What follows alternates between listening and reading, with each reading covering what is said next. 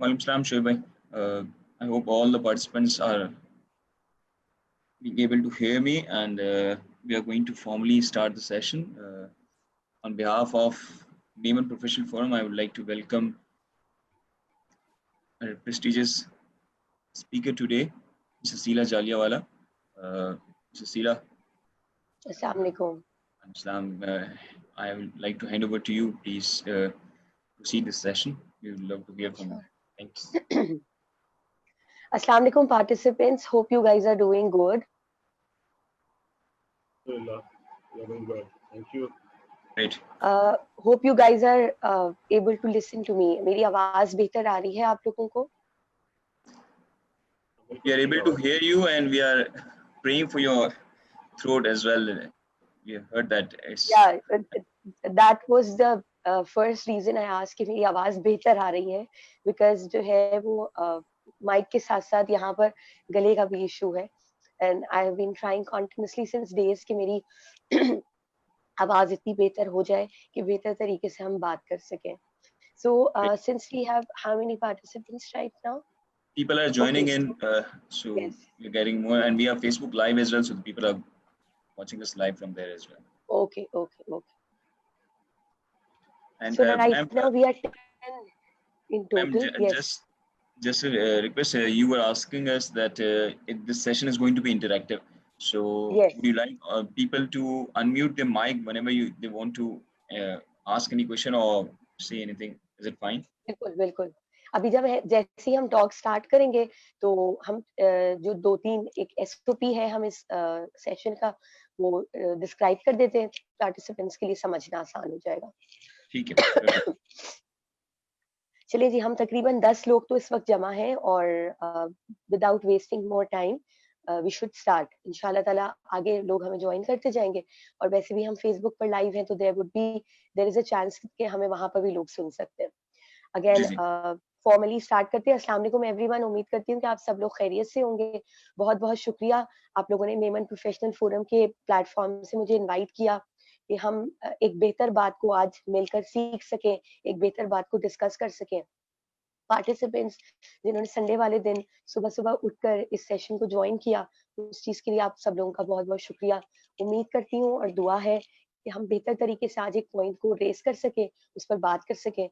बहुत सारी ऐसी चीजें हैं जो हम नॉर्मली अपनी लाइफ में प्रैक्टिस करते आ रहे हैं. आज उसका सिर्फ एक अच्छे तरीके से रिविजन हो जाएगा. कोशिश ये होगी कि हम उसे रिवाइज कर लें और उसे बेहतर अंदाज में अपनी लाइफ में एक बार फिर इनकॉर्पोरेट करें. हमारा आज का टॉपिक है that role of parents in the development of a child. जिस वक्त मैंने ये टॉपिक लिखा था उस वक्त मेरे जहन में एक सवाल जो खुद बीइंग पेरेंट रेज हुआ था वो ये था कि सारे पेरेंट्स ये कहेंगे कि पेरेंट्स का इसके अलावा रोल ही क्या होता है. मैं आप पार्टिसिपेंट्स से जो है वो मालूम करना चाहूंगी कि जिस वक्त आप लोगों ने ये टॉपिक पढ़ा था उस वक्त आप लोगों के जहन में क्या क्वेश्चन आया था इस टॉपिक से रिलेटेड, या what made you think to participate और to join this session.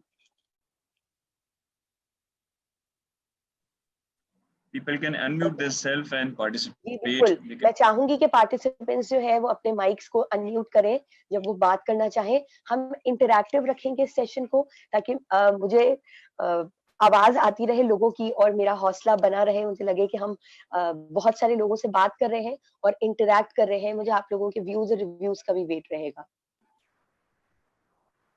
I think role of the parent तो always there in any circumstances.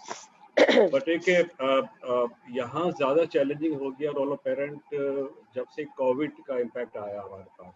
And we can see that बच्चे जो है बिल्कुल ideally sitting at home and उनकी कुछ online classes हैं और बहुत एक्चुअली हमारे किड्स जो है एक्टिव होते हैं जब सुबह कॉलेज जाते हैं, स्कूल जाते हैं, क्लास में होते हैं तो बड़ा एक्टिव होते हैं. इस कोविड के हवाले से जो है ना काफ़ी सुस्त हो गए ये लोग. एंड लेट सोना इनका हो गया, सुबह लेट उठना वगैरह वगैरह बहुत सी चीज़ें हुई. तो आई थिंक यहाँ पर इस कोविड के हवाले से challenge of the parents, role of the parents is more critical and more crucial. तो आई थिंक यही मेरे जहन में ये चीज़ आया, बिल्कुल आया. एंड आई थिंक आपका भी शायद सेशन इस पे ही शायद कैरी करेगा? बिल्कुल बिल्कुल, हम इस बात को जरूर जो है वो डिस्कस करेंगे कि ड्यूरिंग दिस क्वारंटीन सिचुएशन, ये जो कोविड के दौरान हमारे बच्चों का जो रूटीन हुआ है और इसके बच्चों की लाइफ पे क्या इम्पैक्ट्स आए, हम जरूर इसको डिस्कस करेंगे। There is another participant. Ji Because बिल्कुल, that phone का नाम लिखा हुआ आ रहा है. I can't read your name, but he or she has raised the hand. So can you please unmute yourself? Sure, Real, बिल्कुल, the participants who wanted to share something, they can unmute their mic and they can speak. Real me. real me. I have unmuted you. Can you please? Realme C2 is a phone name or whatever the name is. I think That's okay. That's okay. fine, fair Okay. enough. So let's start with this talk. बहैसियत वालिदैन के हम अपने बच्चों की life में बहुत सारे roles play कर रहे होते हैं। टाइटल हमारे पास माँ और बाप का होता है, जबकि हम बहुत सारे रिश्ते अपने बच्चों के साथ चला रहे होते हैं एट द सेम टाइम। हम माँ होते हैं, बाप होते हैं, उसके साथ हम अपने बच्चों के लिए गाइड होते हैं, हम अपने बच्चों के लिए मेंटोर होते हैं, हम अपने बच्चों के दोस्त होते हैं, हम अपने बच्चों के लिए एक अच्छी या बुरी एग्जाम्पल हो सकते हैं। बताने का मकसद ये है कि हम अपनी लाइफ में बीइंग पेरेंट्स, पेरेंट्स की कैपेसिटी में बहुत सारे रोल्स को बच्चों की लाइफ में प्ले कर रहे होते हैं। बच्चों की तरफ हमारे बहुत सारे फराइज, जिनकी एक लंबी लिस्ट है हम सबके पास, हम सब उस पर बात करते हैं, हम सब उसको पूरा करने की कोशिश करते हैं। फॉर एग्जाम्पल, पेरेंट्स का सबसे पहला रोल या सबसे पहला फर्ज बच्चों की तरफ उनकी अच्छी तरबियत करना, उनके लिए अच्छी ग़िज़ा का इंतज़ाम करना, उनकी अच्छी पढ़ाई का, उनकी अच्छी रिहाइश का, उनकी फरमाइशों को पूरा करना, और there is a list goes on. हम जब पेरेंट्स के रोल को डिफाइन करने की कोशिश करते हैं या हम डिफाइन करते हैं, तो 3 मेजर एरियाज़ हैं जिसमें हम उसे ब्रेक करते हैं। Physical development, emotional development and social development. So basically, there are 3 areas today we are going to speak about. बच्चे की फिजिकल डेवलपमेंट, बच्चे की सोशल डेवलपमेंट और बच्चे की इमोशनल डेवलपमेंट, और उसमें हम पेरेंट्स का रोल। सबसे पहले हम बात करते हैं सोशल डेवलपमेंट की। हो सकता है आपके जहन में ये सवाल आए, और मैं चाहूंगी कि अगर आप लोगों के जहन में कोई सवाल आता है तो आप उसे बिला झिझक जो है वो यहाँ पर रेस कीजिए, क्योंकि उन सवालों से हम सबको और खास तौर पर मुझे बहुत कुछ सीखने को मिलेगा। हो सकता है आप लोगों के जहन में ये सवाल आए कि मैंने बात की थी सबसे पहले फिजिकल डेवलपमेंट की, नाम लिया था मैंने फिजिकल डेवलपमेंट का, और अब हम बात कर रहे हैं सोशल डेवलपमेंट पर। उसका एक रीजन है। कोई अंदाजा कर सकता है कि yes, physical, social and emotional development, there are 3 important roles. कोई इस चीज पर बात कर सकता है कि नाम फिजिकल का लेकर हम डिस्कस सोशल डेवलपमेंट पहले क्यों करने जा रहे हैं? कोई अपना एक रफ सा हाइपोथेसिस, कोई रफ आइडिया, कोई ओपिनियन पेश करना चाहे? I really want my audience to be interactive. मुझे अच्छा लगेगा कि अगर आप लोग मुझसे बात करेंगे, ताकि मुझे भी एहसास रहे कि yes, there are more human beings available whom I'm talking to. Socially develop होने में जो है मे बी रोल प्ले करता हो फिजिकली और मेंटली दोनों को वो करने के लिए, एनहांस करने के लिए। कि अगर आप सोशली डेवलप होंगे तो मेंटली और फिजिकली भी आप एक्सप्लोर ही कर रहे होंगे हर चीज। ठीक है, very good point, very good point. कोई और participant? By nature, human being is social. It's being symbolizes as a social animal. So I think this comes first, other than emotional, physical, और फिर recognize वहीं से होता है कि जब आप socially involved होते हैं तभी emotional attachment भी आती है, या jealousy या जो भी सारी चीजें emotional से आती हैं, और फिर physically भी then you start comparing sports Very and all those. valid point raised by Mr. Mohsin. Very good. Thank you, Mohsin Saab, for your participation. Any other participant? All right. So, excuse me. हमने बात की social development की।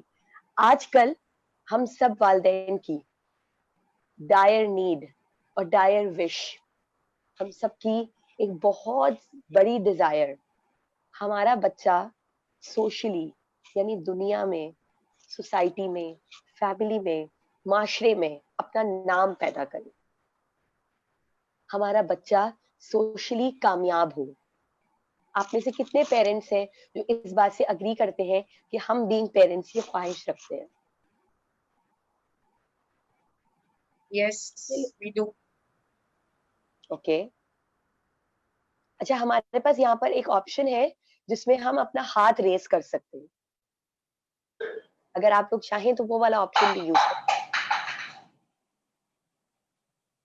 आयशा जुहेब है हमारे साथ। Okay, Ayesha ने हाथ race किया है, बुशरा ने हाथ रेस किया है।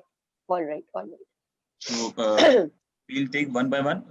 Miss Aisha, if you could please जी contribute. बिल्कुल। हम लोग सब यही चाहते हैं कि हमारे बच्चे जो है वो सोशली इंटरेक्ट करें। बच्चा एक छोटी एज से होता है, लाइक फ्रॉम 6 मंथ्स 7 मंथ्स, और कभी कभी तो ऐसा होता है कि 3 या 4 महीने के बच्चे को भी हम चाह रहे होते हैं कि वो जो है लोगों के पास जाए। तो ये बिल्कुल वैलिड पॉइंट है कि हम एज पेरेंट्स यही चाह रहे होते हैं, और इस चीज़ पे फोकस होता है कि बच्चे जो है वो सबसे घुले मिले, और जब भी हम किसी गैदरिंग में जाएं तो वो जो है वो बच्चा जो है वो एक्टिवली पार्टिसिपेट करे। बिल्कुल बिल्कुल बिल्कुल, और बहुत अच्छी बात कही आयशा ने कि 3-4 महीने का बच्चा होता है, हमारी ख्वाहिश होती है, हमारी कोशिश होती है कि वो बगैर रोए धोए दूसरों के पास चला जाए, या अगर उसने कोई नई चीज सीखी है, कोई नई चीज अगर वो करता है, कोई नया एक्ट करता है, या वो अपने वो अपने नाम पे हमें रिस्पॉन्ड करता है, या वो किसी बात को सुन के स्माइल करता है, तो अगर कोई बाहर से आ रहा है घर में तो वो एग्जैक्टली वही वाला एक्ट उनके सामने भी करके दिखाए। 1 साल का बच्चा जब चलने लग जाता है या वो कोई मजे-मजे की हरकत करता है, तो हमारा दिल चाहता है कि हमारे फैमिली मेंबर्स, ये जो हमारी एक्सटेंडेड फैमिली है, उनके सामने भी वो वही वाला एक्ट करके दिखाए। जब बच्चा थोड़ा-सा बड़ा होता है, पोएम्स पढ़ना सीखता है, या उसे नंबर्स या अल्फाबेट्स याद होते हैं, जब वो स्कूल जाना सीखता है, स्कूल जाना शुरू करता है, तब हमारी कोशिश या ख्वाहिश होती है कि वो जो स्कूल में पढ़ के आ रहा है, वो एग्ज़ैक्टली वैसा ही रेप्लिकेट करे। और स्पेशली तब जब हम किसी सोशल गैदरिंग में जा रहे हैं, हम अपनी फैमिली में जा रहे हैं, हम अपने फैमिली मेंबर्स हमारे घर आ रहे हैं, उस वक्त जो है वो बच्चा वो तमाम चीजें डेमोन्स्ट्रेट करके दिखाए। ख्वाहिश बुरी नहीं है। And next is Miss Bushra Latif. Ji, please.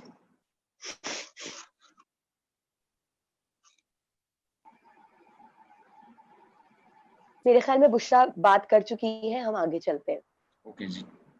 Okay, सो शोएब भाई ने हाथ रेस, शोएब इब्राहिम जी साहब। जी हाँ, जी शोएब साहब। एक बहुत बड़ा इम्पोर्टेंट पॉइंट है सोशल गैदरिंग के हवाले से, सोशल इंटरेक्शन के हवाले से, confidence building. I think confidence is a very critical part, and without the engagement, social engagement, confidence building बच्चों में नहीं आ सकती।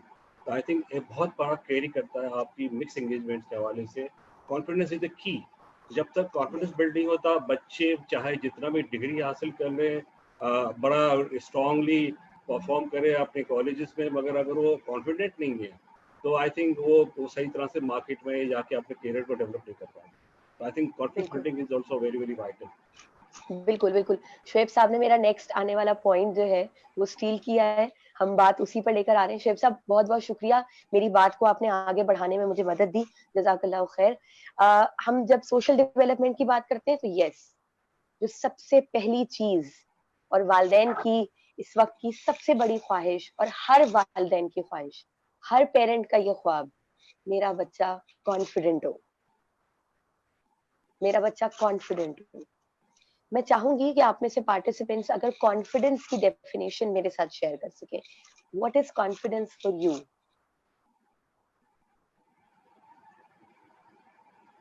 Face the world. Easy to face the world. Okay, अच्छी बात है, easy to face the world. Okay, कोई और participant? I think any distress situations में जहाँ पर contingencies हो, जहाँ पर challenges हो, वहाँ पर वो comfortably अपने आप को फेस कर सके और अपने आप को फ्लोट कर सके। ठीक है, very good point. Any other participant? Miss जहाँ पे Sharjana. पेरेंट्स साथ जी। ना हो, बच्चों के, या वो कहीं पे वो ऐसी जगह पे है जहाँ वो अकेले हैं, तब वो सबको फेस कर सकें या किसी के क्वेश्चन का आंसर कर सकें। ठीक है, ठीक है। मिस शहजाना फ़हीम कुछ कहना चाह रही हैं, मेरे ख्याल से वो आवाज नहीं आ रही उनकी। जी जी, शहजाना क्या आप हमें सुन सकती हैं? जब इन केस आपकी और जी जी जी जी प्लीज। मेरे हेडफोन्स आई थिंक लगे हुए थे इसलिए आवाज सही क्लियर नहीं थी। मैं कह रही हूँ कॉन्फिडेंस मेरे पॉइंट ऑफ व्यू से है कि to be able to express your point of view, your ideas in front of many people or strangers or any gathering. Very good point, very good point. So इस वक्त हमारे पास confidence की मिली-जुली कोई 5 या 6 definitions आ गई हैं कि बच्चा अपना पॉइंट ऑफ व्यू बहुत अच्छे तरीके से एक्सप्रेस कर सके, पेरेंट्स की गैर मौजूदगी में लोगों को फेस कर सके, अपनी बात को बेहतर अंदाज में बता सके, सिचुएशंस को हैंडल कर सके और लोगों को फेस कर सके। इस तरह की मिली-जुली कॉन्फिडेंस की हमारे पास ये डेफिनेशंस आई हैं एंड समहाउ हमारी ये तमाम डेफिनेशंस ठीक है। हम एक कॉन्फिडेंट इंसान को इसी रूप में देखते हैं जो एक ऐसा इंसान हो जो अपनी बात को बेहतर तरीके से एक्सप्रेस कर सके, जहां पर भी खड़ा हो अपना पॉइंट ऑफ व्यू बयान कर सके और उसके बहुत सारे लॉजिक्स और रीजनिंग्स बता सके, अपनी बात को बेहतर अंदाज में लोगों को डिलीवर कर सके। जब हम बच्चों में ये चीज देखते हैं, अक्सर औकात वालिदैन को लगता है कि बच्चे अपनी बात को सही तरीके से एक्सप्रेस नहीं कर पाते, या बच्चे अक्सर under the shadow of parents रहते हैं। जिस वक्त वो किसी से मिलते हैं, किसी सोशल गैदरिंग में जाते हैं, तो they seek their parents support, they seek their parents presence to talk to anyone. अक्सर औकात छोटे बच्चे खास तौर पे जब उनसे कुछ सवाल किया जाता है तो वो शर्माते हैं। क्या आप लोगों में से कभी किसी ने अपने बच्चों के साथ ये चीज एक्सपीरियंस की है?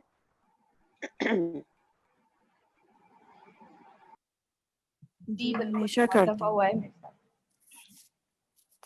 हमेशा ठीक है, करते हैं। ऐसा ही होता है। अब मुझे ये बताइए कि यूजुअली जिस वक्त बच्चे इस तरह का कोई भी एक्ट करते हैं, फॉर एग्जाम्पल हम एक एग्जाम्पल क्रिएट करते हैं कि आप एक किसी वेडिंग सेरेमनी में, किसी शादी की सेरेमनी में गए, जहां पर बहुत सारे आपके family members, extended family members और फ्रेंड्स, रिलेटिव्स मौजूद हैं, और वो आपके बेटे को या बेटी को देख के कहते हैं अरे देखो ये कितना बड़ा हो गया, ये कितनी बड़ी हो गई, और जो है ना वो वक्त का पता ही नहीं चलता है, और बच्चे इतनी जल्दी बड़े हो जाते हैं। कौन सी क्लास में हो बेटा? अच्छा, तो आप कहती हैं बताओ बेटा कौन सी क्लास में हो? तो बच्चा बहुत शर्माते हुए बात कहता है मैं क्लास 4 में हूँ। फिर वो पूछती है अच्छा कौन से स्कूल में जाते हो? तो फिर हम बच्चे को रिमाइंड कराते हैं कि बताओ बेटा कौन से स्कूल में हो? फिर वो कभी बता देता है, कभी नहीं बताता है। अच्छा फिर क्या करते हो? और बच्चा जो है वो हर सवाल पर कभी रिलक्टेंट होता है, कभी कुछ सवालों के जवाब दे देता है। कभी कुछ ऐसा एक्सपीरियंस किया या इससे मिलता-जुलता कुछ एक्सपीरियंस किया हो?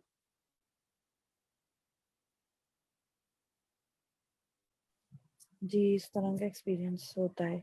इस तरह का एग्जैक्टली एक्सपीरियंस होता जी, है। हमें ठीक है रिपीट जनाब। करना पड़ता है क्वेश्चन। हमें बार-बार बच्चे को याद दिलाना पड़ता है that you have to answer this question because this is for you. जी एग्जैक्टली। अच्छा, जिस वक्त बच्चा उस वक्त तो इस सिचुएशन के हिसाब से थोड़ा बच्चा मिला-जुला के कंट्रीब्यूशन करके और उस वक्त सिचुएशन हैंडल हो जाती है।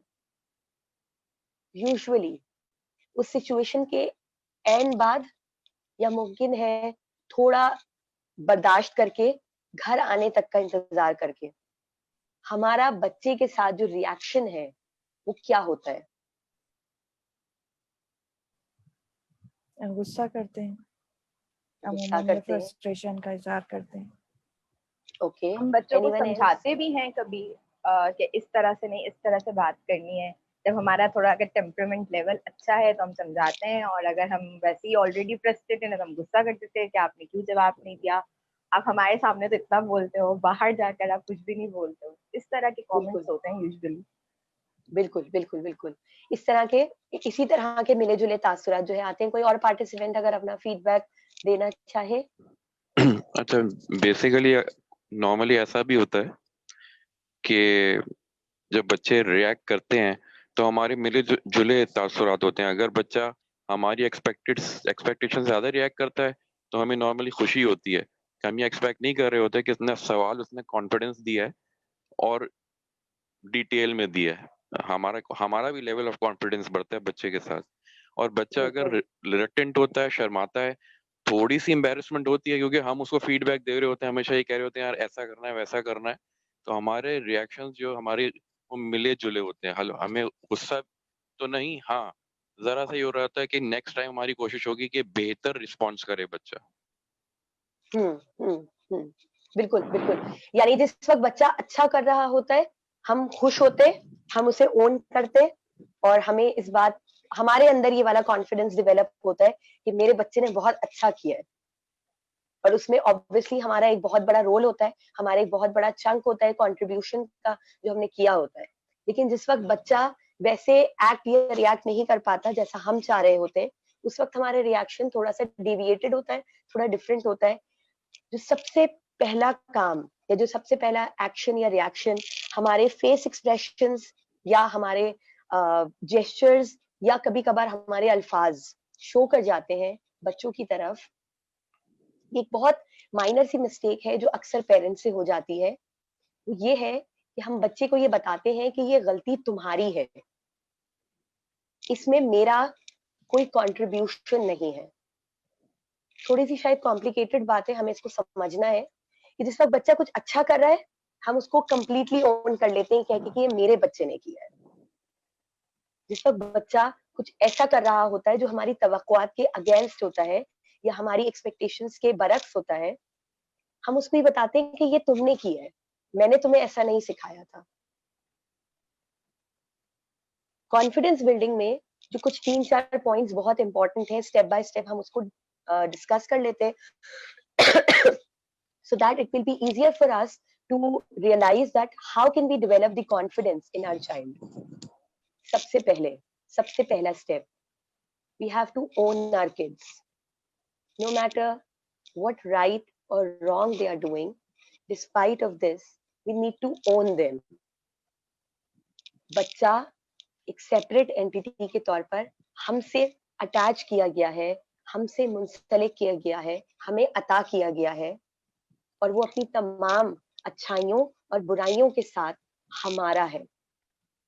हमें उस बच्चे को ओन करना है। जिस वक्त पेरेंट्स बच्चे को ये फील देते हैं कि आप अपनी तमाम स्ट्रेंथ्स और वीकनेसेस के साथ हमें मुकम्मल तौर पर एक्सेप्टेड है, बच्चा कॉन्फिडेंस के एक बहुत बेहतर स्टेज पर जाता है। बिकॉज बच्चे के सबसे पहले रोल मॉडल्स और सबसे बेहतरीन एग्जाम्पल्स उसके अपने पेरेंट्स होते हैं। बच्चा रोल मॉडल के तौर पर अपने पेरेंट्स को देखता है।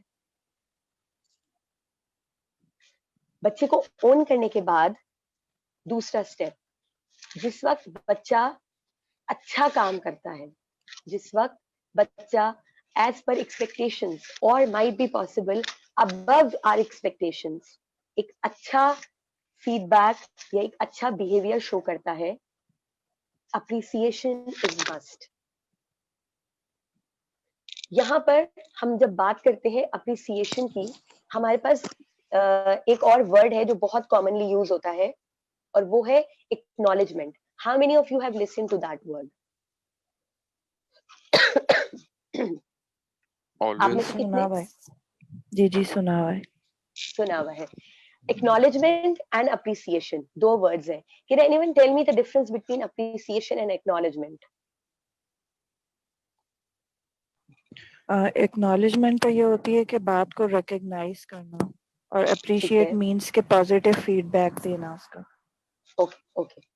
बच्चे जब कोई भी काम करते हैं, क्योंकि हम कॉन्फिडेंस बिल्डिंग की बात कर रहे हैं, तो उसमें एक जुमला जो हम अमूमन बहुत ज्यादा सुनते हैं कि बच्चों की हौसला अफजाई करनी चाहिए। क्या हौसला अफजाई अप्रिसिएशन में आएगी या एक्नॉलेजमेंट में आएगी? अप्रिसिएशन में आएगी। कोई और पार्टिसिपेंट अपना फीडबैक देना चाहे? जब आप बच्चे की किस जी मैम, जो भी लेडी है she can speak first. Normally तो हम उसको हौसला अफजाई को अप्रिसिएशन में काउंट करते हैं। If you have a different meaning, kindly explain to us. Okay. There was one more member who was speaking. Appreciation कि बच्चा कोई अच्छी चीज कर रहा है, आप उसे अप्रिशिएट करेंगे तो ऑटोमेटिकली उसकी हौसला अफजाई होगी। और अगर आपको वो कुछ भी करेगा, अच्छा आप वो गलत करे अच्छा करे, आपने उसको अप्रिशिएट करना है। गलत करे तो आप उसे समझाएंगे, उस आगे बढ़ाएंगे, उसका करेक्शन करेंगे, तो एक तरह से वो भी हौसला अफजाई है। अच्छा करे तो ठीक उसे है, इंडोर्स करें, उसकी हिम्मत बढ़ाएं, तो वो भी हौसला अफजाई है। तो ठीक है। हौसला अफजाई ऑटोमेटिकली होगी अगर आप उसे कनेक्ट करेंगे, उसे अप्रिशिएट करेंगे। ओके, तो हौसला अफजाई हम अप्रिसिएशन की कैटेगरी में ऐड करेंगे, ऐसा ही है? जी बिल्कुल। ओके, फिर एक्नॉलेजमेंट क्या है? एक्नॉलेजमेंट है कि आप अगर वो कर रहा है तो आप उसे इंडोर्स कर रहे हैं ना। एक्नॉलेजमेंट इज लाइक उसने कुछ किया है तो आप ये एहसास दिलाएंगे, हाँ जी आपने नोटिस किया है, आपने इसे इंडोर्स किया है। गलत का है तो गलत उसे समझाया है, सही है तो उसकी तारीफ की है। It's like acknowledgement. Okay, okay. Very good point. Thank you so much for raising this point. हर काम जो आपका बच्चा कर रहा है उस पर आपका एक्नॉलेजमेंट लाजिम है। जिस तरह से हम इस चीज को हम एक रूल बना लें अपनी लाइफ का, जैसे हम पूरे दिन में 3 वक्त खाना और शायद 2 वक्त के स्नैक्स को हमने लाजिम बनाया हुआ है, या जिसका जिस तरह का भी ईटिंग पैटर्न है, फूड हमारी लाइफ के लिए जरूरी है। बिल्कुल वैसे ही बच्चे की सोल के लिए एक्नॉलेजमेंट का फूड जरूरी है। Acknowledgement is necessary. बच्चा जो भी काम कर रहा है उसे एक्नॉलेज करना है। एक्नॉलेजमेंट क्या है?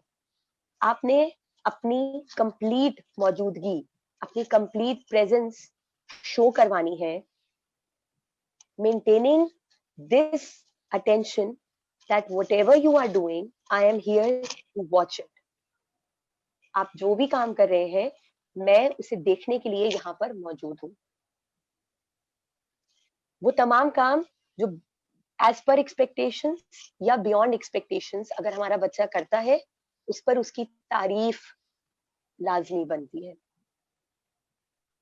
बच्चा जब भी कोई अच्छा काम करेगा, हमने पॉजिटिव वे में उसकी तारीफ करनी है और उसके साथ कंस्ट्रक्टिव फीडबैक ऐड करना है। कंस्ट्रक्टिव फीडबैक है कि आप स्टार्ट करेंगे तारीफ के साथ, आप उसे अप्रिशिएट करेंगे और अप्रिशिएट करने के साथ आप उसे उस काम को मजीद बेहतर अंदाज में करने के लिए कुछ टिप्स प्रोवाइड करेंगे कि अगर इसे इस तरह कर लिया जाए तो ये मजीद बेहतर हो सकता है। आपने इसे बहुत अच्छे से किया है, नेक्स्ट टाइम आप इसमें ये ऐड करके देखिएगा, इससे मजीद फायदा होगा।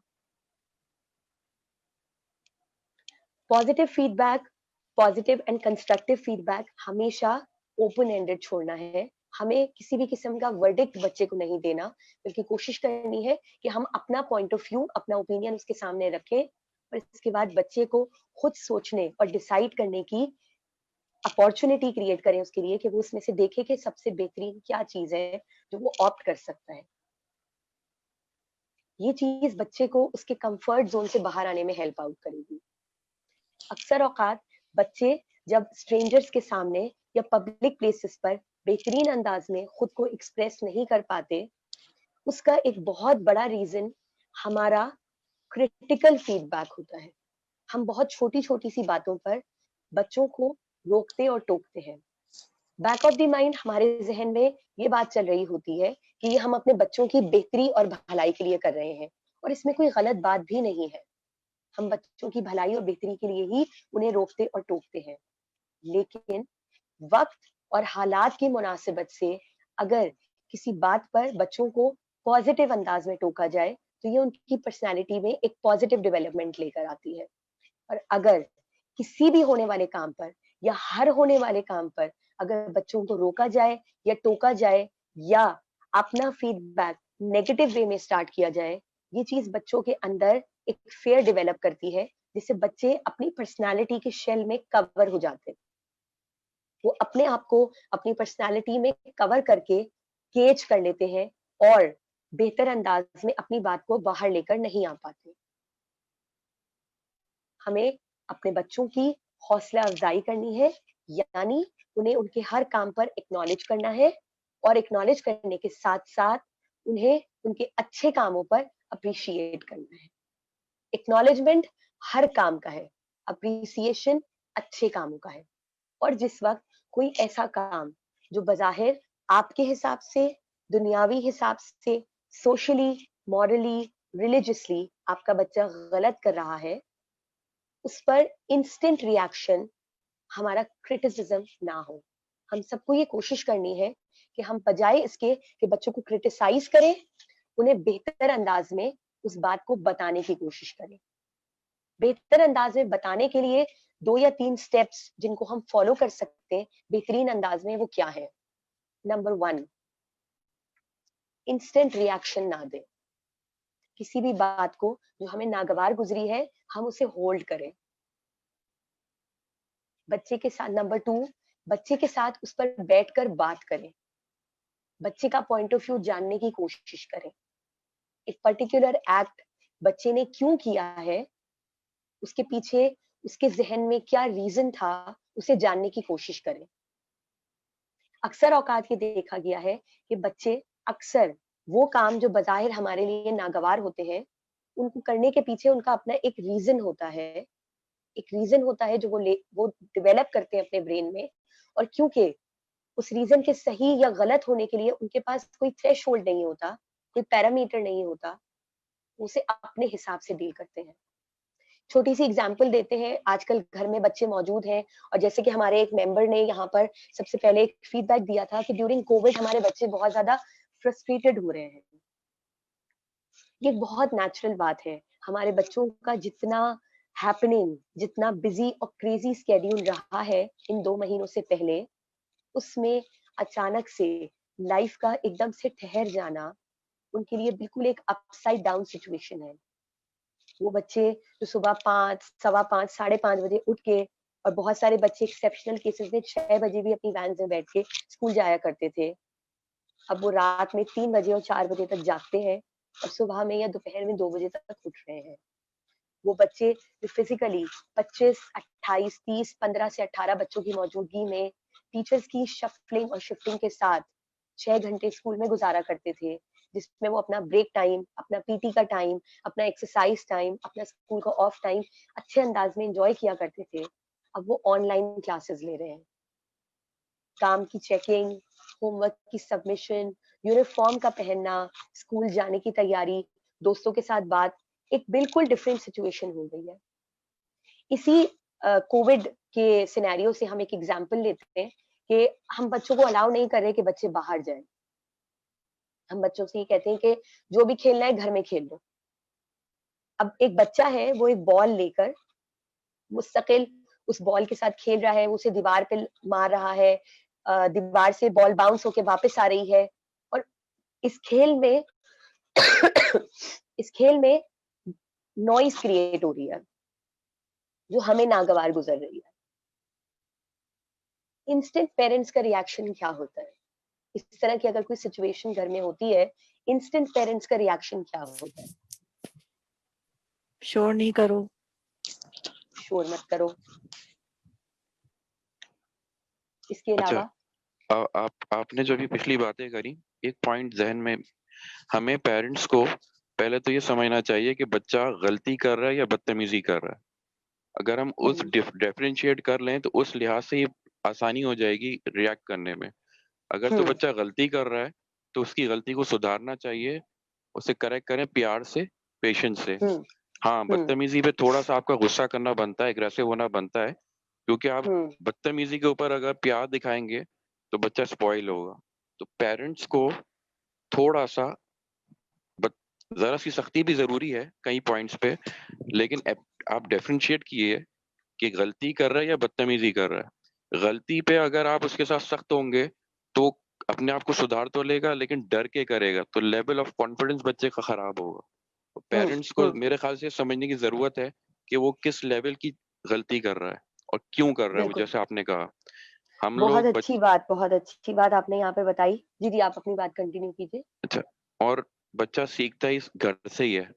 एक सवाल और है मेरे जहन में, आपने सीखने वाली बात करी, कितना पोर्शन अब मुझे नहीं पता ये सवाल आपने आगे करना था क्या था, कितना पोर्शन बच्चे का रिलेट करती हैं आप मदर से और फादर से, या इसको इस तरह कर लें कि पेरेंट्स में कितनी जिम्मेदारी किसकी बनती है, क्योंकि बच्चे जो होते हैं वो नॉर्मली माँ के पास ही होते हैं। अगर हम काउंट करें दिन की परसेंटेज तो तकरीबन 90% माँ के साथ होते हैं, लेकिन बाप का रोल भी हम भुला नहीं सकते, वो भी एक अहमियत है। और कई पॉइंट ऐसे होते हैं, कई जगह ऐसे होते हैं जो बाप ही कर सकते हैं, माँ नहीं कर सकती। तो कुछ प्लीज ऐसे भी पॉइंट्स बताइएगा माँ बाप की बहुत अच्छा डिफरेंशिएट सवाल करके। आपने बहुत अच्छा सवाल आपने रेज किया है, और इंशाल्लाह ताला कोशिश करेंगे कि इस सेशन में इस सवाल का जवाब जरूर दें। अच्छा, हमारे पास एक और सवाल भी जो है आया है। शुएब साहब हमसे ये सवाल कर रहे हैं that what is the earliest age that parents or professionals can assess child's aptitude? Shoaib साहब सिर्फ थोड़ा सा वक्त दीजिएगा, मैं इंशाल्लाह ताला आपका इस क्वेश्चन का भी जो है वो जवाब देने की कोशिश करूंगी। हम बात कर रहे थे कि बच्चा जो है, हम इंस्टेंट रिएक्शन बच्चों को ये देते हैं। सर आपने गलती और बदतमीजी की बात की थी, हम इस पर भी अभी आते हैं। अभी हमने बात की कि हमारे पेरेंट्स का अमूमन रिएक्शन जब बच्चे घर में शोर करते हैं या बच्चे घर में जो है वो कोई ऐसा काम कर रहे होते हैं जो हमें उस वक्त बज़ाहिर नागवार गुजर रहा होता है, हमारा इंस्टेंट रिएक्शन ये होता है कि ये मत करो, क्यों कर रहे हो, कितनी बार तुम्हें समझाया है। बच्चे के बैक ऑफ द माइंड क्या बात चल रही होती है? I am a child and I have a right to play. Like this is the best thing I can do. ये बच्चा जिस तरह से मैं बता रही हूँ, बच्चा इसको वैसे आर्टिकुलेट नहीं करता है। मतलब मेरे इस सेंटेंस को बाइबल ना समझा जाए कि बच्चा ऐसे ही सोच रहा है, बट समहाउ इसके आसपास बच्चे के जहन में ये बात चल रही होती है। जैसे हम अडल्ट्स अपने आप से एक्सपेक्ट करते हैं कि हम क्योंकि बड़े हैं, जिम्मेदार हैं, तो कुछ सर्टेन रिस्पॉन्सिबिलिटीज हैं जो हमें फुलफिल करनी ही करनी है। इस तरह बच्चा अपनी एज के अकॉर्डिंगली कुछ चीजें हैं जो वो नेचुरली उसके अंदर डेवलप होती है, उसकी अर्ज उसके अंदर डेवलप होती है और वो उसे करना चाहता है। जिसमें से एक नेचुरल अर्ज है गेम्स की या प्ले की, खेलना, खेल। अमूमन पेरेंट्स का रिएक्शन यही होता है। अगर इस बात पर हम इसी एग्जाम्पल को कंटिन्यू करते हैं और इससे हम गलती और बदतमीजी पर भी इंशाल्लाह ताला आ जाएंगे कि अगर इस तरह का कोई एक पर्टिकुलर एक्ट है जो आपका बच्चा कर रहा है, इंस्टेंट रिएक्शन देते हुए वर्डिक्ट दे देना, तुम हो ही बदतमीज, आपसे होता ही यही है, आप हमेशा ऐसे ही करते हैं, आप हमेशा बदतमीजी कर जाते हैं, आपको जितनी बार मना किया जाए आप वही काम करते हैं, या आपको जिस काम का मना किया जाए आप वही काम करते हैं। अमूमन पेरेंट्स इस तरह के सेंटेंसेस हमारे मुंह से निकल जाते हैं, हम सबके मुंह से निकल जाते हैं। ये सेंटेंस बच्चे को शो करते हैं कि हम उनसे एक वर्डिक्ट दे रहे हैं, हम उसके लिए एक ओपिनियन क्रिएट कर रहे हैं। उस ओपिनियन के नतीजे में हम बच्चे को टैग करते हैं कि ये बच्चा बदतमीज है, ये बच्चा नाफरमान है, ये बच्चा खुदसर है, ये बच्चा जिद्दी है, ये बच्चा बात नहीं मानता। डिस्पाइट ऑफ दिस, एक बेहतर सोल्यूशन मेरे जहन में आ रहा है, मैं आपके सामने रखती हूँ, हम इसे मिलकर सीख लेते हैं। किसी भी पर्टिकुलर एक्ट पे जिस वक्त बच्चे ने वो एक्ट किया है, रिएक्शन को हम होल्ड करें और बच्चे के साथ बैठकर उस पर बात करें। ये बात 1 घंटे 2 घंटे पर मुहित नहीं होगी, it won't take much time, but for few minutes हम बैठे और बच्चे से बात करें कि जब आप ये काम, ये पर्टिकुलर एक्ट आप कर रहे थे, आपने ये क्यों किया, आपको कैसा लग रहा था ये करते हुए, जिस वक्त आप ये काम कर रहे थे क्या आपको पता था कि इसकी कॉन्सिक्वेंसेस क्या क्या हो सकते हैं। Keeping in mind that we know the consequences, we know the circumstances, we know that what can happen next, but the child doesn't. We have a higher level of intellect while the child doesn't. बच्चा अपने हिसाब से जवाब देगा, लेकिन ये जो conversation है, ये जो डायलॉग है, ये आपके बच्चे के अंदर एक क्यूरियोसिटी को क्रिएट करेगा टू आइडेंटिफाई हिमसेल्फ और herself that what is right and what is wrong. हमने शुरू में बात की थी, बिल्कुल बिगिनिंग में हमने ये बात की थी कि बच्चा अमूमन लोगों के क्वेश्चंस को आंसर नहीं कर पाता।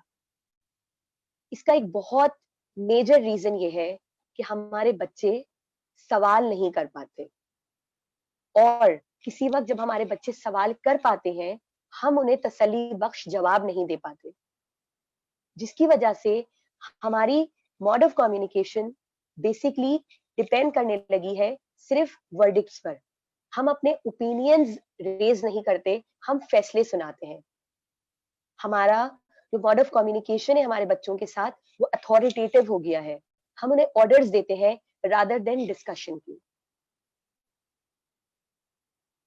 जब बच्चा सवाल करता है उसके जहन में क्यूरियोसिटी डेवलप होती है, जब हम उसे आंसर्स देते हैं उसके दिमाग में उससे रेलेवेंट और बहुत सारे क्वेश्चंस डेवलप होते हैं। बच्चा अपना सेल्फ एनालिसिस करने के काबिल होता है, उसका क्रिटिकल डेवलपमेंट शार्पन होता है। बच्चे को ये बात समझ में आती है कि एक ही सिचुएशन के डिफरेंट कॉन्सिक्वेंसेस होते हैं, और इस पूरी सूरत में अगर बच्चा कभी गलती कर भी जाए तो वो उसे बदतमीजी की स्टेज पर नहीं लेकर जाता। अभी एक दो हमारे पास फ्रेजेस या दो टर्म्स हमने यहाँ पर अभी सुनी थी, हमारे एक मेंबर ने हमसे शेयर किया था कि गलती और बदतमीजी, गलती पर टोका जाए और बदतमीजी पर डांटा जाए। बहुत अच्छी बात कही कि हम बच्चों की बदतमीजी वाली स्टेज पर उनकी जरूर जो है वो इस्लाह करें, और इस्लाह जो है वो सख्त तंबी करके प्यार से समझाकर नरम और गरम दोनों लहजों में हो सकती है। क्या यहाँ से मेरे जहन में एक सवाल आता है कि बच्चे बदतमीजी कब करते हैं? अगर कोई पार्टिसिपेंट अपना फीडबैक या अपना ओपिनियन इस बारे में शेयर करना चाहे, बच्चे बदतमीजी कब करते हैं? बच्चे अमूमन बदतमीजी जब ही करते हैं जब वो हमें इस तरह का कोई काम करते देखते हैं। जैसे अगर अभी आपने एग्जांपल दी कि बच्चा बॉल खेल रहा है, तो जब वो हम उसे एकदम से डांट देंगे तो कभी जब तो वो भी हमें यही रिएक्शन देगा, वो भी हमसे चीख कर बात करेगा। और अगर हम उसे प्यार से समझाएंगे या हम जानने की कोशिश करेंगे वो क्यों कर रहा है, तो आई गेस फिर वो बदतमीजी पे आएगा ही नहीं। बदतमीजी मेरा तो यही मानना है वो घर से ही सीखता है, या आसपास। जैसे अगर हम आपस में मदर और फादर हम लोग कभी डिस्कशंस करते हैं तो उसके अंदर भी हम आर्ग्यूमेंट्स करते हैं, तो वो बच्चा वहीं से सीख रहा होता है कि चलो ठीक है, इस पे हम चीख के बात कर लेते हैं तो हमारी बात जो है वो मान ली जाएगी। तो मुझे तो ये लगता है कि वो हमसे ही सीखता है। ठीक है। और बच्चे का अटेंशन सीकिंग बिहेवियर भी होता है ये बाज़ दफा, जब उसको अटेंशन चाहिए होती है और उसे पता है कि अगर मैं बदतमीजी करूंगा तो फौरन मेरी तरफ मुतवज्जा हो जाएंगी अम्मी। जी बिल्कुल बिल्कुल ऐसा ही है। हमें एक मेंबर ने प्राइवेटली जो है आंसर किया, हम वो वाला भी आंसर ले लेते हैं। They learn from environment and surrounding. बच्चे जो है वो अपनी एनवायरनमेंट और सराउंडिंग से सीखते हैं। अच्छा, अगर ये कहूं मैं कि बदतमीजी एक लर्न्ड बिहेवियर है जो बच्चा अपने डिफेंस में सीखता है, तो क्या ये बेहतर बात होगी? जी बिल्कुल ऐसा ही होता है, क्योंकि उसे कुछ समझ नहीं आ रहा होता वो बदतमीजी कर जाता है। जब वही वाली बात आती है ना कि जब हमें कुछ समझ नहीं आ रहा होता कि हम बच्चे को किस तरह समझाएं, तो हम उसे डांट देते हैं, हम उसे झड़क देते हैं, तो बच्चा भी इन रिटर्न वही बात करता है, हमें डांट देता है, हमें झड़क देता है।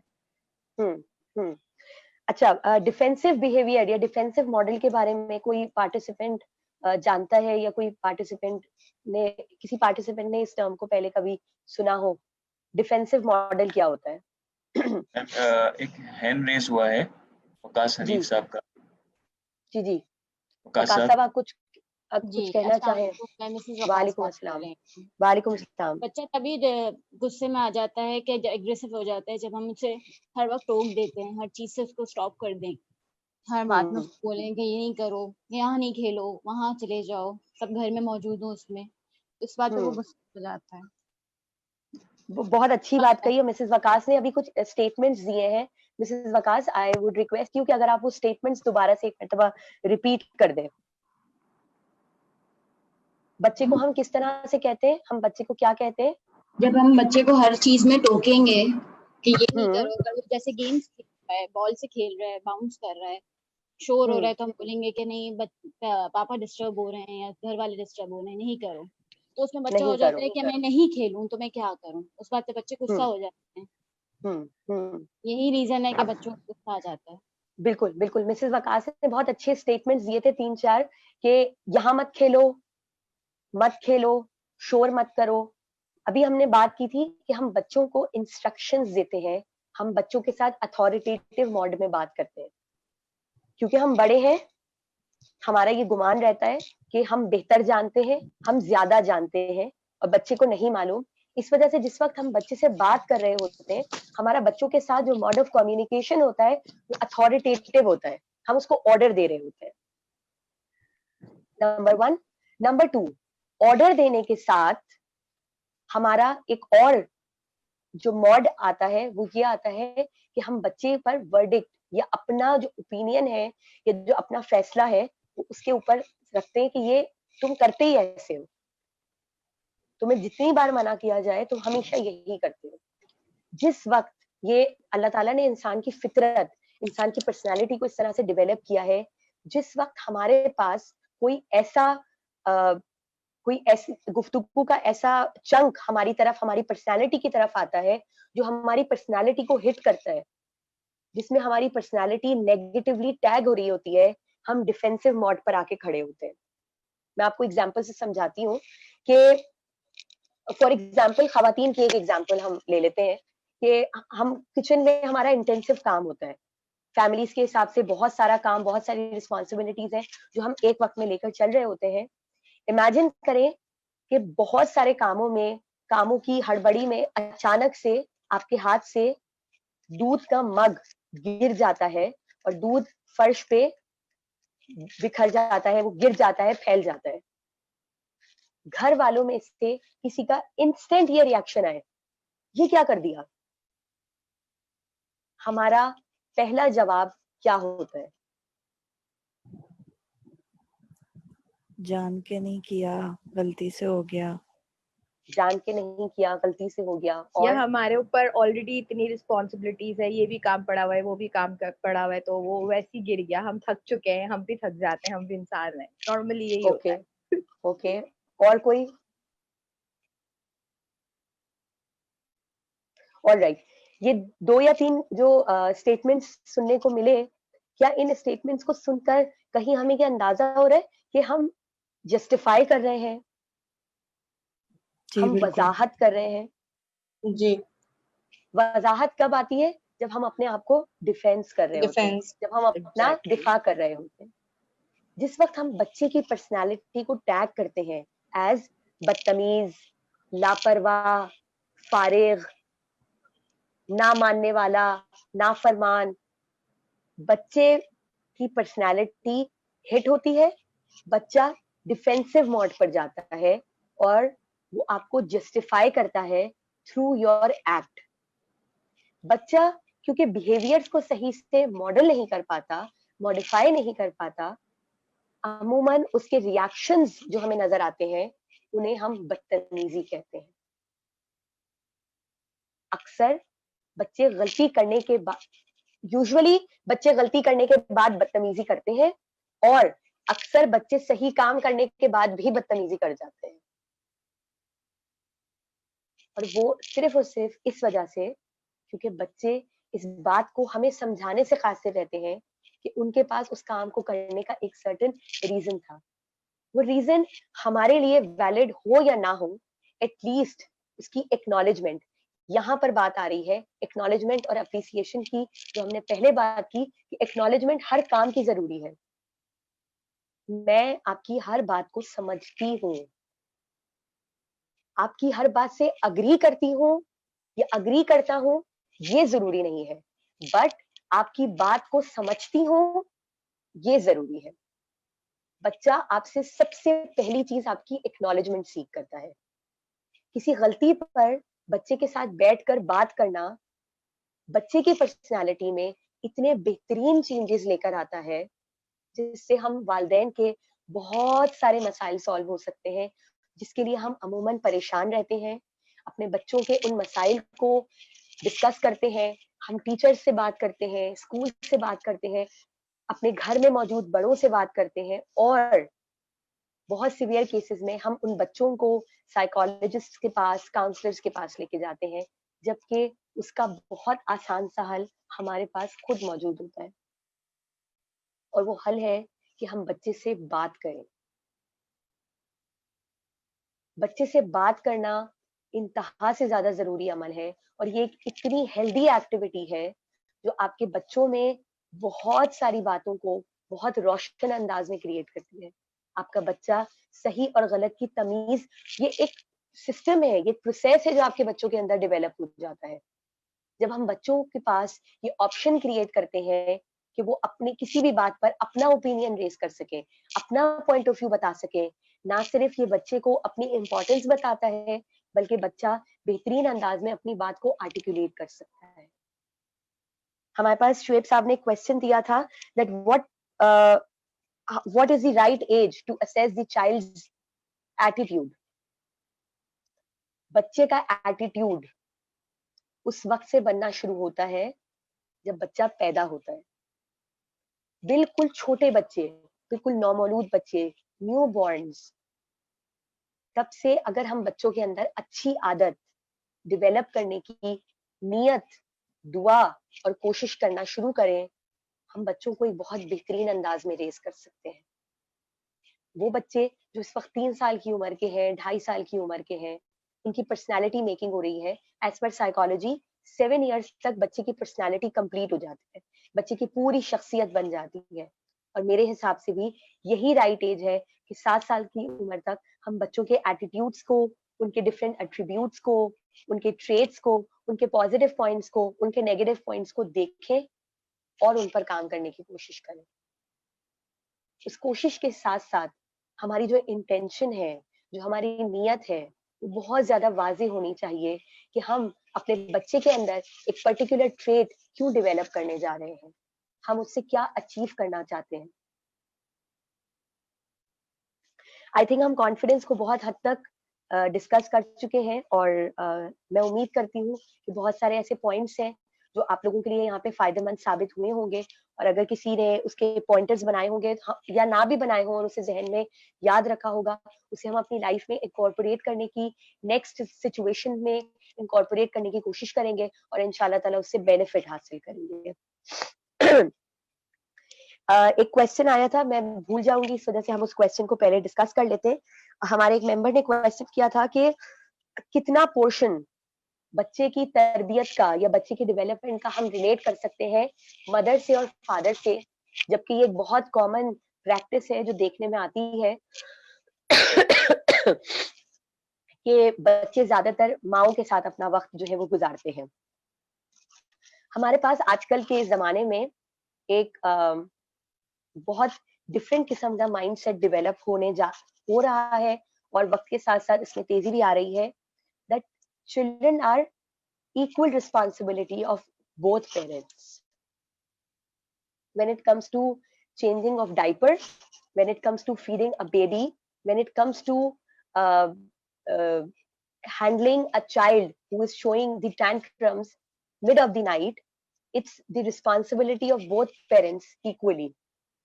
ये वाली चीज आजकल बहुत ज्यादा देखने और सुनने में आ रही है, और कुछ सालों से इस चीज में वैलिडेशन, लोगों की वैलिडेशन बहुत ज्यादा जो है वो ओके, शुएब साहब ने जो है वो एप्टीट्यूड की बात की। ठीक है शुएब साहब, मैं एप्टीट्यूड की बात बताती हूँ, मैं लिख लेती हूँ, मैं आपको बता दूंगी। ये वाला जो एक सिनेरियो है, ये बहुत ज्यादा तेजी से रैपिडली जो है वो क्रिएट हो रहा है। मैं एज एन इंडिविजुअल अपना ओपिनियन आपके सामने रख रही हूँ। I don't mind when it comes to sharing responsibilities equally. दोनों पेरेंट्स, चाहे वो माँ है या बाप, दोनों बच्चे की रिस्पॉन्सिबिलिटी को इक्वली डिस्ट्रीब्यूट करें। There is no harm in it, बल्कि ये बहुत अच्छी बात है कि एक ऐसा घर जहां पर एक हेल्दी हैबिट, एक हेल्दी रूटीन डेवलप हो, जिसमें बच्चे ये देखें कि जिम्मेदारियां या distribution of work is not gender biased. एक हेल्दी तरबिया या हेल्दी डेवलपमेंट का माहौल क्रिएट करता है बच्चों के अंदर। जहां पर बात आती है कि किसका पोर्शन ज्यादा है, अगेन मैं अपना पॉइंट ऑफ व्यू, मैं अपना पर्सनल ओपिनियन रख रही हूँ। मेंबर्स कैन अग्री और डिसएग्री विद और अगर आप चाहें तो अपना पॉइंट ऑफ व्यू यहाँ रेस कर सकते हैं, जिससे हमें इस गुफ्तगू को आगे बढ़ाने में भी हेल्प मिलेगी। वालिदैन में से जो अपने बच्चे की तरबियत को लेकर, अपने बच्चे की तरबियत को लेकर कंसर्न होगा, उसका पोर्शन बच्चे के डेवलपमेंट में ज्यादा होगा। वो बाप भी हो सकता है और वो माँ भी हो सकती है। दोनों पेरेंट्स की अच्छी आदत, अच्छे रवैये, लोगों के साथ अच्छे बिहेवियर्स और अच्छी बात सीखने की विल बच्चे की तरबियत पर हमेशा एक पॉजिटिव इम्पैक्ट क्रिएट करेगी और वालिदैन की अपने बच्चों की तरफ नेक फिक्र बच्चे की तरबियत में एक बहुत बेहतरीन और अहम रोल अदा करेगी। पेरेंट्स में से जो बच्चे की तरबियत को लेकर ज्यादा फिक्रमंद होगा, जिसमें अपने बच्चे को अच्छा इंसान, अच्छा मुसलमान बनाने की तड़प और ख्वाहिश ज्यादा होगी, उसका पोर्शन बच्चे की तरबियत में हमेशा ज्यादा रहेगा। ये मेरा पर्सनल ओपिनियन है। आप में से अगर कोई इस बात को आगे लेकर जाना चाहे, आगे बढ़ाना चाहे, अपना पॉइंट ऑफ व्यू शेयर करना चाहे, तो वो जरूर यहाँ पे शेयर कर सकता है। हमारे पास 2-3 कमेंट्स में जो है वो आए हैं, ट्रू, अग्रीड, जज़ाकल्लाह, thank you so very much. आप लोगों ने इस बात से अग्री किया। स्टिल अगर किसी मेंबर के पास कोई बात है रखने के लिए, कोई ऐसी चीज है जिससे अग्री या डिसएग्रीमेंट का पॉइंट आ सकता है, हम उसे जरूर जो है वो लेना चाहेंगे। You people are more than welcome to share. Shoaib साहब ने कहा था, शुएब साहब जी जी जी आप वही शुएब साहब वाले वो एप्टीट्यूड उसकी बात कर रहे हैं। Okay, aptitude. शुएब साहब, एप्टीट्यूड से बहुत बेहतरीन आपने मेरी बात को आगे बढ़ाने में मुझे हेल्प किया। हम एप्टीट्यूड पर आ रहे हैं। एप्टीट्यूड को मैं लिंक करूंगी इंशाल्लाह ताला, और अगर मैं भूल जाऊं तो आप एक मर्तबा मुझे याद दिला दीजिएगा। हम एप्टीट्यूड से पहले बात करना चाहेंगे बच्चों के अंदर एक और ट्रेट जो सारे वालिदैन की अटमोस्ट डिजायर होती है, वो है क्रिएटिविटी। आप में से कितने लोग इस बात से अग्री करेंगे? जी बिल्कुल, हम सब यही हम चाहते हैं हमारा बच्चा क्रिएटिव हो, बिल्कुल क्रिएटिव हो, एग्जैक्ट, ठीक है। और इस वक्त वालिदैन को बहुत ज्यादा हेल्प कर दी है सोशल मीडिया ने। एग्जैक्टली, ये भी माएँ जो है वो माएँ जो है वो अपना जो घंटा 1.5 घंटा वक्फ करती हैं फेसबुक की तरफ, इंस्टाग्राम की तरफ, उसमें वो देखती हैं कि और बहुत सारी खवातीन अपने बच्चों की बड़ी क्रिएटिव चीजें डाल रही होती हैं। कोई अपनी बच्चों की स्केचिंग डाल रही होती है, कोई अपनी ड्राइंग, अपने बच्चों की ड्राइंग बता रही होती है, कोई बच्चा सिंगिंग में बड़ा अच्छा होता है, कोई बच्चा नात बड़ी अच्छी पढ़ रहा होता है, कोई कुरान की तिलावत बहुत बेहतरीन अंदाज में कर रहा होता है, कुछ बच्चे स्पोर्ट्स में बड़ा अच्छा जो है वो कर रहे होते हैं। माएँ जो है वो अपने बच्चों की कामयाबियां शेयर कर रही होती हैं, और हम सबके दिमाग में एक बात चल रही होती है, मेरा बच्चा ऐसा क्यों नहीं है, मेरा बच्चा ऐसा क्यों नहीं, मेरा बच्चा इतनी अच्छी ड्राइंग क्यों नहीं कर पाता, मेरा बच्चा इतनी अच्छी स्केचिंग क्यों नहीं करता, मेरे बच्चे को इतनी अच्छी स्विमिंग क्यों नहीं आती है, इसके बच्चे कर सकते हैं, मेरे बच्चे क्यों नहीं कर सकते। अच्छा, अगर हम सोशल मीडिया से हटकर बात करें, हमारे आम तौर पर हमारे आसपास, हमारे घरों में, बहनों के, भाई के, फैमिली में, इन लॉज में, रिलेटिव्स में, फ्रेंड्स में, जहां जहां बच्चे हैं, हम ना चाहते हुए भी अपने बच्चों को उन बच्चों के साथ देख रहे होते हैं। इसका बेटा 7 साल का है, मेरा बेटा भी 7 साल का है।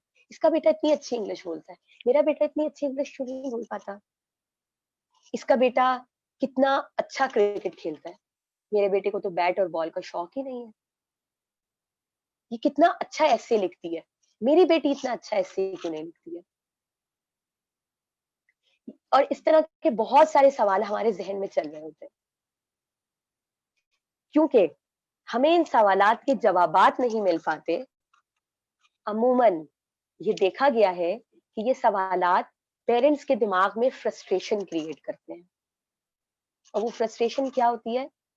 हम समझते हैं कि हमारा बच्चा क्रिएटिव नहीं है, हमारा बच्चा केपेबल नहीं है, हमारा बच्चा ये काम नहीं कर सकता, या हमारा बच्चा ये काम नहीं कर सकता। बहुत सारे सेंसिटिव पेरेंट्स इस सिचुएशन में मायूसी के फेज में चले जाते हैं। उन्हें लगता है कि वो being parents they are good for nothing. उन्हें ये लगता है that their kids are good for nothing.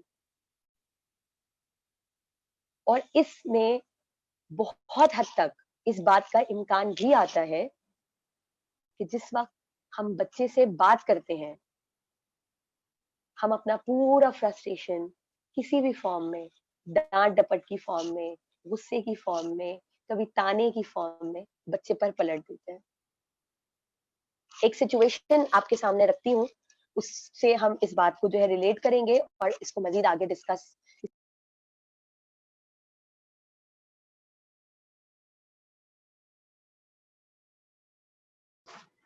Okay, I'm sorry, there was a call which came and I, okay.